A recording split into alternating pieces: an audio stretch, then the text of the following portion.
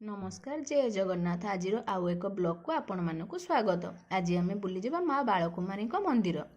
देखंतु माँ बालकुमारी मंदिर केरांडीमाला पर्वत उपरे रही, जहाँकि चिकिटी ठारू 9 किलोमीटर दूर हम एवं ब्रह्मपुर ठारू 37 किलोमीटर, जोटा कि गंजाम जिले में अवस्थित। भक्तों विश्वास रही जे माँ बालकुमारी एही मंदिर रे रही समस्त भक्तवासी मनस्कामना पूर्ण करिथांती।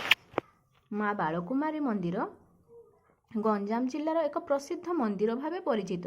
देखंतु ये हेले माँ बालकुमारी मंदिर किसी कार्य चलता से माँ को बाहर स्थापन करा जायकी पूजा करा होची।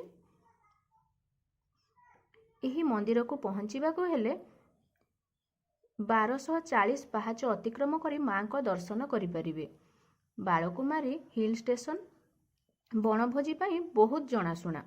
दुर्गा पूजा, नवरात्रि और प्रत्येक संक्रांति रे एही मंदिर रे श्रद्धालु मानकर बहुत भीड़ जमे।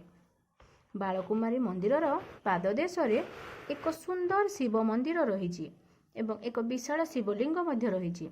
एही स्थान को बुलिबा को नीति अनेक पर्यटक आसंती। एही शिवलिंग पाखकु जे जाइजी मनरे असीम शांति भरी देइछि और से स्थान छाड़िकी आसीबा पई इच्छा भी हुएनी।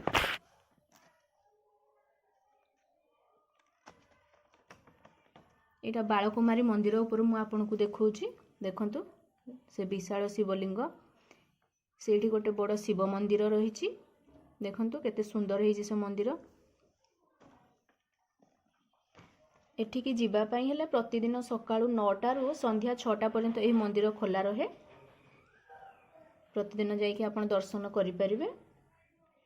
वर्षर प्रत्येक समय आपण एही स्थान को जाइके एही स्थानर मजा नै परिबे। देखंतु केते बढ़िया होइछि से स्थान। ए विशाल शिवलिंग।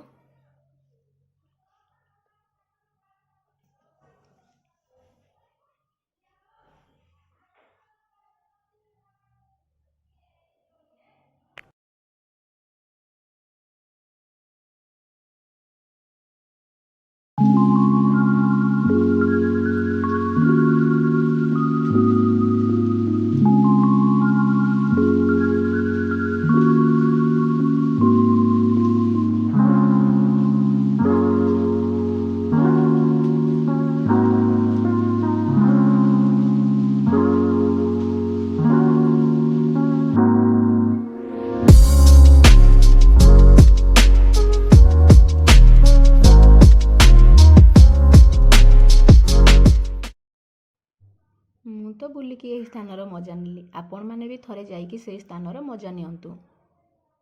Please like share and subscribe my channel. Thank you for watching.